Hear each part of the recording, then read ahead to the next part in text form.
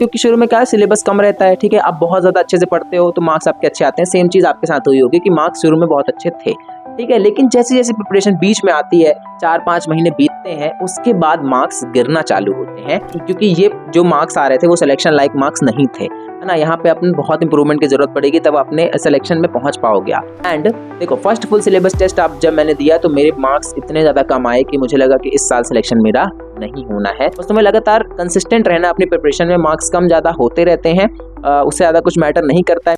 Hello everyone, कैसे हो सब लोग? वेलकम है सबका आज के इस वीडियो में। And this side your mentor Himanshu Soni, second year MBBS student at MGM medical college Indore. And welcome है सबका आज के इस वीडियो में। ये वीडियो बहुत इंपॉर्टेंट है उन लोगों के लिए जो भी लगातार टेस्ट दे रहे हैं। खूब सारे टेस्ट आपने दे दिए, पार्ट टेस्ट लगातार दिए जा रहे हो, कुछ लोगों ने AITS अटेम्प्ट किए होंगे, है ना, कुछ मार्क्स आए होंगे आपके। अब आपको ये लग रहा है कि जो मेरे मार्क्स हैं, क्या ये मेरे सिलेक्शन लायक मार्क्स हैं? जो मेरे मार्क्स अभी आ रहे हैं, यही मेरे मार्क्स नीट में आएंगे या इससे कितना डिफरेंस रहेगा? इस चीज़ को जानने के लिए ना सबसे अच्छा तरीका है कि भाई जिसने नीट निकाला है ना, उसके मॉक टेस्ट के स्कोर देख लो, उसके कितने स्कोर आ रहे थे मॉक टेस्ट में, ठीक है, एंड उसका कितना फाइनल नीट में स्कोर था। तो तुम्हें खुद का कंपैरिजन पता चल जाएगा कि यार मैं किस लाइन में हूँ और मेरे को कितने इंप्रूवमेंट की ज़रूरत है, ठीक है। तो सबसे पहले इसी वीडियो में हम शेयर करेंगे मेरा जो भी मॉक टेस्ट में जो स्कोर रहा था शुरू से अंत तक, ठीक है। मैं उसका अराउंड अप्रॉक्स बताऊंगा कि शुरू में कितना रहता था और बीच में कितना था और अंत में जब मैं फुल सिलेबस टेस्ट देता था तब मेरे मार्क्स कितने थे और किस तरीके से मैंने इसको इम्प्रूव किया, वो भी मैं आपको बता दूंगा, ठीक है। तो आपके अगर मार्क्स कम आ रहे होंगे तो आप भी इम्प्रूव कर ले जाओगे और इस साल अपने मेडिकल कॉलेज में एंट्री ले लोगे, ठीक है। स्टार्ट करते हैं। सबसे पहले जब शुरू प्रिपरेशन चलती है ना, तब बहुत ज़्यादा कॉन्फिडेंस रहता है, बहुत ज़्यादा जोश रहता है, सबके अच्छे नंबर आते हैं, ठीक है। तो मेरे भी अच्छे नंबर आ रहे थे, ठीक है। कहानी की तरह ले चलेंगे पूरे वीडियो को, है ना। तो सबसे पहले स्टार्ट किया तो अपने बहुत अच्छी चल रही है, एनर्जी अच्छी है, कॉन्फिडेंस अच्छा है, तो नंबर भी आ रहे हैं 660 680 तक भी आते थे, ठीक है, मार्क्स। अब क्यों आते थे? क्योंकि शुरू में क्या है, सिलेबस कम रहता है, ठीक है। आप बहुत ज़्यादा अच्छे से पढ़ते हो तो मार्क्स आपके अच्छे आते हैं। सेम चीज़ आपके साथ हुई होगी कि मार्क्स शुरू में बहुत अच्छे थे, ठीक है, लेकिन जैसे जैसे प्रिपरेशन बीच में आती है, 4-5 महीने बीतते हैं, उसके बाद मार्क्स गिरना चालू होते हैं। एंड ये सेम चीज़ मेरे साथ भी हुई है, तो आप मुझसे रिलेट कर पा रहे होगे कि मार्क्स तो गिरते हैं भैया, है ना। अब इसलिए गिरते हैं क्योंकि पिछला थोड़ा बहुत आपके पास जमा हो चुका है रिवाइज करने का, साथ ही साथ अब चीज़ें पेस बढ़ जाता है सिलेबस का, ठीक है, तो वहाँ मार्क्स डिक्रीज होते हैं।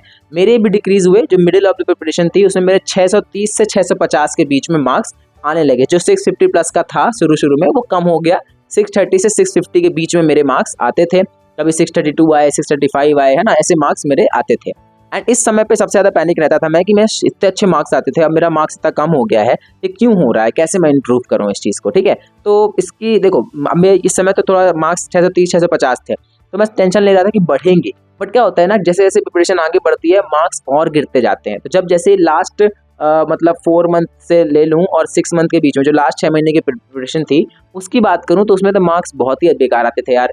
500 अगर मैं बात करूँ तो 570 से 610 के बीच का जो आंकड़ा लगा लो, इसमें बीच में मार्क्स आते रहते थे। मान लो कोई टेस्ट इजी है तो उसमें 630 और 635 टच कर गए, पर 570 से 610 620 मार्क्स आते थे जब लास्ट के मतलब 4-5 महीने बचे थे उसके पहले वाले टेस्ट में, ठीक है। ये जो पॉइंट होता है ना, यहाँ आपको लगता है कि क्योंकि ये जो मार्क्स आ रहे थे वो सिलेक्शन लायक मार्क्स नहीं थे, है ना, यहाँ पे अपने बहुत इंप्रूवमेंट की जरूरत पड़ेगी, तब अपने सिलेक्शन में पहुंच पाओगे आप। एंड उसके लिए चाहिए होता है कि अपने मिस्टेक्स को बस एनालाइज करते जाओ, जो भी मिस्टेक्स हो रही है ना उसको अपने टेस्ट में नोट्स में लिखते जाओ, है ना, और जब भी वो नोट्स को पढ़ो तो उस मिस्टेक्स को भी पढ़ो, उन क्वेश्चंस को पढ़ो जो टेस्ट में गलत हुए थे। बस ये करते जाओ ना, मैंने भी यही करा। मेरे मार्क्स हो सकता है उतना बढ़े नहीं उस चीज़ से, बट वो लॉन्ग टर्म में बहुत हेल्प करता है, ठीक है। तो मैं यही करता था उस टाइम पे। अब बात आती है जब फुल सिलेबस टेस्ट स्टार्ट हुआ, जो कि आप लोग अभी लगभग 1 महीने बाद फुल सिलेबस टेस्ट देना स्टार्ट कर दोगे, है ना। एंड मैंने सबको बोल भी रखा है कि 30+ फुल सिलेबस टेस्ट देने ही देने हैं, क्योंकि अच्छी प्रैक्टिस हो जाती है, आप खुद की स्ट्रैटेजी बना पाते हो। 30+ फुल सिलेबस टेस्ट का टारगेट भाई अभी से बना लेना, है ना, इससे कम टेस्ट कोई मत देना। और सब लोग जब भी फुल सिलेबस टेस्ट अटेम्प्ट कर लोगे 30, तो मेरे कमेंट में आके बता देना कि भैया मैंने इतने टेस्ट अटेम्प्ट कर लिए हैं। एंड देखो, फर्स्ट फुल सिलेबस टेस्ट आप जब मैंने दिया तो मेरे मार्क्स इतने ज़्यादा कम आए कि मुझे लगा कि इस साल सिलेक्शन मेरा नहीं होना है, क्योंकि भाई मेरे मार्क्स आए थे 546। And full syllabus test are really difficult है। बात करूँ मैं अगर कि आप पहला फुल सिलेबस टेस्ट दोगे ना तो आप बहुत हाइपर हो सकते हो, लगेगा कि यार मैं मतलब लूज फील कर सकते हो कि मैं इतने कम मार्क्स कैसे ला रहा हूँ, ठीक है। मेरे भी 546 मार्क्स थे, मुझे पूरी कोई उम्मीद नहीं लग रही थी कि इतने मार्क्स मेरा सिलेक्शन होता नहीं है। बट उस टाइम भी ना you have to be strong, आपको स्ट्रॉन्ग रहना पड़ता है कि भाई 546 जो है ना मतलब मेरे बेसिक्स क्लियर है, मैं फॉर्मूला अप्लाई कर पा रहा हूँ, मुझे बहुत सारे फॉर्मूला याद है, थोड़ी थोड़ी गलतियाँ कहीं कहीं पे हैं पूरे सिलेबस में। तो वो आपको पहचाननी होंगी विथ जर्नी कि आपने जब फुल सिलेबस टेस्ट दिया और लास्ट में आप 25-30 फुल सिलेबस टेस्ट जब दे रहे हो, उस समय के बीच में वो जर्नी जो चलती है ना, उसमें आप अपने मिस्टेक्स को जितनी बार देखो कि मैं सिली मिस्टेक किस तरीके की सिली मिस्टेक कर रहा हूँ, ठीक है, मैं किस तरीके का रिवीजन नहीं कर रहा हूँ। मतलब जैसे मान लो आप, हो सकता है कि जो क्वेश्चन है वो उसको पढ़ते जा रहे हो, सॉल्व नहीं कर रहे हो, या तो क्वेश्चन को ढक के खुद से दिमाग में रिमाइंड नहीं कर रहे हो। ये रिवीजन का तरीका ऐसा होना चाहिए कि आप क्वेश्चन अगर नहीं सॉल्व कर रहे हो तो कम से कम उसको ढक के खुद रिमाइंड करो मन में, और फिर उसको जाके मतलब लर्न करो, ठीक है, तब रिवीजन होता है। तो ऐसा रिवीजन नहीं कर रहे हो, तो अगर यही सब छोटी छोटी कमियां है कि आप किस तरीके से रिवीजन नहीं कर रहे हो जिससे आपके नंबर नहीं आ रहे, और वो नंबर जो नहीं आ रहे हैं वो अगर आप इम्प्रूवमेंट कर लोगे जो गलतियां थी, तो आपके नंबर इंक्रीज होते हैं। 546 आए मेरे, अगले टेस्ट में 570 आए, फुल सिलेबस टेस्ट दिया तो फिर 565 आ गए, ठीक है। एंड इसके मैं शुरू के 5-6 टेस्ट तो मैं 590 के अंदर ही रह गया। लेकिन जैसे जैसे मैंने इन 5 टेस्टों को बैठ के एनालाइज किया और उनमें जो जो गलतियां थी उनको इम्प्रूव किया, तो मेरे मार्क्स सीधे 615 पहुंच गए। एंड इसके बाद मैंने पीछे मुड़ के नहीं देखा, फिर उसके बाद जितने भी टेस्ट थे उसमें मैंने 615, 630, 635, 640 तक मेरे मार्क्स थे। एंड लास्ट के जो मॉक टेस्ट दे रहा था मैं, उसमें मेरे 645 और 640 के बीच में मार्क्स रहते थे। एंड जब मैं पेपर सॉल्व करता था PYQs नीट के, तो उसमें मेरे 630 प्लस या 635 प्लस मार्क्स रहते थे। एंड नियरली मेरा इतना ही स्कोर नीट में भी है, 626 मार्क्स मेरे नीट में आए थे।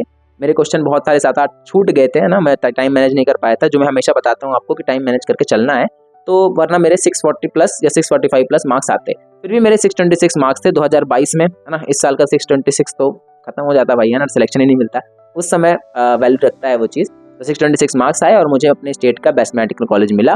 तो ये जो मेरे मार्क्स थे वो मैंने आपसे डिस्कस कर लिए हैं। आप अपने मार्क्स देखिए एंड उसको किस तरीके से इम्प्रूव करना है वो मैंने बताया है। उन चीज़ों पे, पॉइंट्स पे ज़रूर रिलाई करना, तो तुम्हारे भी मार्क्स बढ़ जाएंगे। ज़्यादा पैनिक होने की जरूरत नहीं है। जिसके अगर 500 माइनस में भी 500 से कम आ रहे हैं ना मार्क्स आपके, फिर भी आप मेहनत करते रहो, लगातार कंसिस्टेंट रहो, अंत तक टेस्ट देते रहो, मार्क्स इंप्रूव होते हैं। मैंने देखा अपने मेंटरशिप ग्रुप में कि बहुत सारे ऐसे बच्चे हैं ना जो 500 से कम आते हैं उनके मार्क्स, ठीक है, लेकिन लास्ट में वो अच्छा कर जाते हैं और सिलेक्शन लेके चले जाते हैं, क्योंकि वो लगातार लगे रहते हैं। बस तुम्हें लगातार कंसिस्टेंट रहना अपनी प्रिपरेशन में, मार्क्स कम ज़्यादा होते रहते हैं, उससे ज़्यादा कुछ मैटर नहीं करता है। मेरे कुछ टेस्ट ऐसे भी हैं जिसमें मेरे 419, 420 भी मार्क्स आए हैं, तो इसका मतलब ये नहीं कि सिलेक्शन नहीं हुआ, है ना, सिलेक्शन हो गया। तो वैसे ही तुम्हें बस लगे रहना है, अंत तक सिलेक्शन हो जाएगा। जो भी डाउट हो कमेंट से पूछना, चैनल को सब्सक्राइब करके रखो, लास्ट का टाइम है तो अपन ऐसे हेल्प करते रहेंगे आप सबकी। एंड ऑल द बेस्ट, अच्छे से पढ़ाई करना।